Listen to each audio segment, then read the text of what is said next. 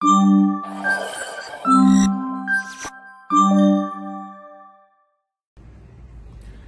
बहुत ही खुशी की बात है कि अन्य कई भाषाओं के साथ साथ बांग्ला भाषा को भी केंद्रीय सरकार ने क्लासिकल लैंग्वेज का दर्जा दिया है। बंगाल के एक नागरिक के हिसाब से बंगभूमि के संतान के रूप में हम सारे लोग खुश हैं।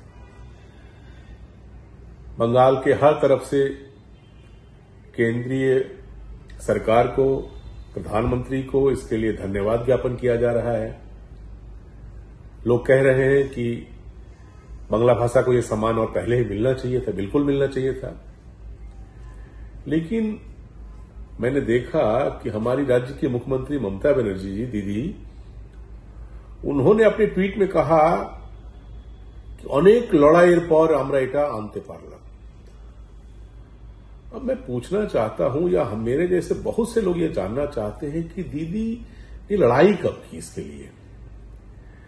जब वो केंद्रीय मंत्री रही यूपीए की सरकार में, तो उस समय तो वो चाहती तो एक दिन में ये हो जाता। यूपीए के समर्थन में जब रही, वो चाहती तो 1 घंटे में ये हो जाता। अन्य बहुत से मुद्दों पर हम लोगों ने उन्हें लड़ाई करते हुए देखा। 100 दिन के पैसे के लिए लड़ाई करते हम लोगों ने देखा, करती हैं वो। प्रधानमंत्री आवास योजना के लिए क्यों गलत लोगों का पैसा भी क्यों रोका जा रहा है, वो लड़ाई करती हैं। हर मुद्दे पर सीए हो, उसके लिए भी लड़ाई करती हैं। जो 3 नए क्रिमिनल लॉ अमेंड हुए, उसके लिए उन्होंने लड़ाई की कि ये नहीं होना चाहिए। हर चीज में लड़ाई करती है। लेकिन मैंने कभी नहीं देखा कि बांग्ला भाषा को भी क्लासिकल लैंग्वेज का दर्जा दिया जाए, इसके लिए कोई लड़ाई लड़ी हो।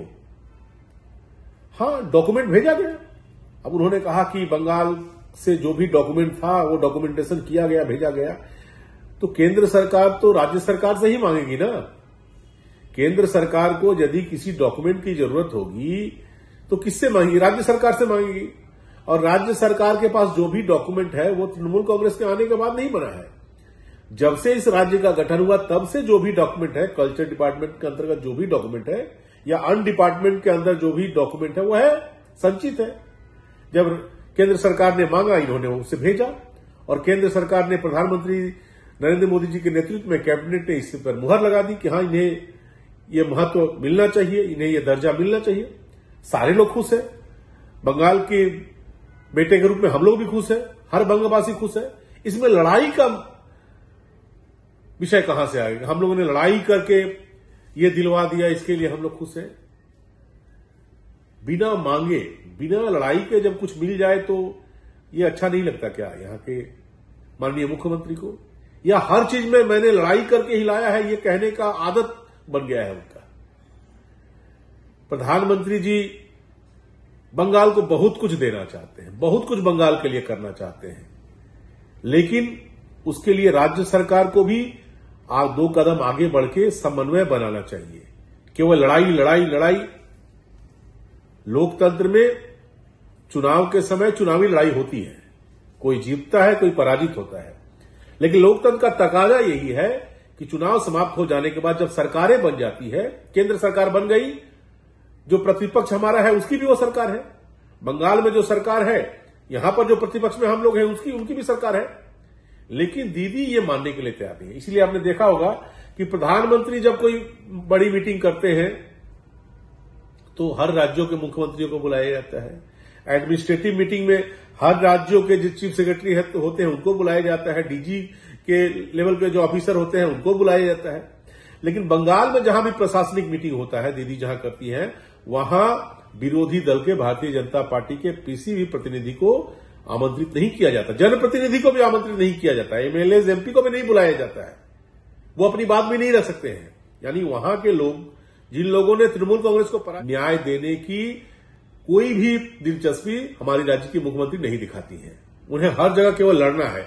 जिसने तृणमूल कांग्रेस को पराजित कर दिया वो उनके लिए शत्रु पक्ष हो गया। विरोधी मतलब ही शत्रु पक्ष, ये समझना ठीक नहीं है। और लोग हंस रहे हैं। क्यों ऐसा करेगा? मैंने लड़ाई करके ये लाया। क्या लड़ाई किया आपने? केंद्र सरकार ने डॉक्यूमेंट मांगा, वो डॉक्यूमेंट दे दिया। और यदि क्रेडिट किसी को जाता है तो बांग्ला भाषा को जाता है। बांग्ला भाषा में इतनी सामर्थ्य है कि वो खुद अपने पैरों पर खड़ी है, और जो सम्मान आज बांग्ला भाषा को मिला है, ये उस भाषा को लेकर जिन लोगों ने आज तक काम किया है, इस भाषा के उद्भव के समय से जिन लोगों ने बांग्ला के लिए काम किया है, यदि क्रेडिट किसी को जाता है तो उन लोगों को जाता है। ये राज्य सरकार के, बंगाल की राज्य सरकार को इसका क्रेडिट नहीं जाता है। और केंद्र सरकार की उदारता, केंद्र सरकार के हर चीज पर आप विरोध करती हैं, लेकिन जहां लगा केंद्र सरकार की, बंगाल, भले बंगाल में तृणमूल कांग्रेस की सरकार हो, लेकिन बांग्ला बोलने वाले सारे लोग तृणमूल कांग्रेस के हैं, ऐसा नहीं है।